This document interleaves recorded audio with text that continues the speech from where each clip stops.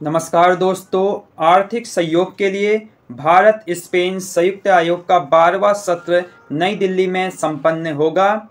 भारत और स्पेन संयुक्त आयोग के बीच आर्थिक सहयोग के लिए 12वां सत्र नई दिल्ली में आयोजित होगा, याद रखना है।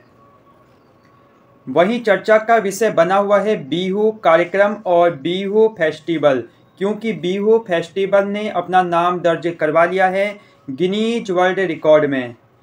तो याद रखना है, अभी हाल ही में किस फेस्टिवल ने अपना नाम गिनीज वर्ल्ड रिकॉर्ड में दर्ज करवा लिया है, तो वो है बिहू। और बिहू कहाँ का फेस्टिवल है, तो ये है असम का। असम की राजधानी है गुवाहाटी और असम के सीएम हैं हेमंत बिस्वा शर्मा, याद रखना है। इस कार्यक्रम में प्रधानमंत्री नरेंद्र मोदी जी भी मौजूद रहे हैं। 13 अप्रैल को गुवाहाटी, जो कि असम की राजधानी है, उसके सूरजजाई स्टेडियम में 11,300 कलाकारों ने, याद रखना है, डांस किया। इस दौरान 2,548 कलाकार ढोल बजा रहे थे। तो 11,304 कलाकारों ने डांस किया और 2,548 कलाकार ढोल बजा रहे थे। और इस प्रकार असम का Bihu festival Guinness world record में अपना नाम दर्ज करा लेता है, याद रखना है। इस कार्यक्रम में प्रधानमंत्री नरेंद्र मोदी जी ने भी शिरकत की थी। असम की राजधानी है गुवाहाटी और असम के सीएम हैं हेमंत बिस्वा शर्मा। असम राज्य के लोग बिहू को नव वर्ष के रूप में मनाते हैं। असम एक कृषि प्रधान राज्य है, जहां के ज़्यादातर लोग कृषि पर भी निर्भर हैं। ऐसे में इस दिन यानी बिहू कार्यक्रम जब सेलिब्रेट करते हैं, असम वासी प्रकृति और भगवान को फसलों की अच्छी पैदावार के लिए आभार व्यक्त करते हैं और बिहू पर्व का जश्न मनाते हैं। तो बिहू पर्व हो चुका है, गिनीज वर्ल्ड रिकॉर्ड में अपना नाम दर्ज करा चुका है।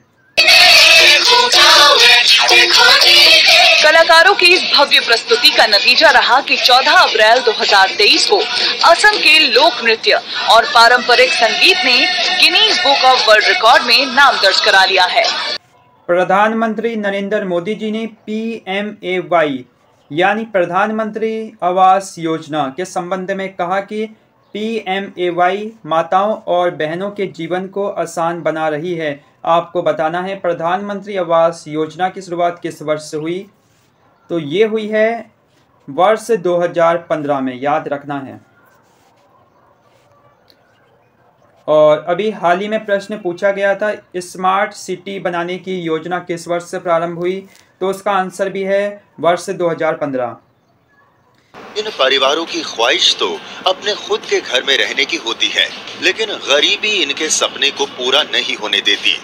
ऐसे में सरकार सबका साथ सबका विकास करके देश के नागरिकों को उनका हक और सम्मान दे रही है।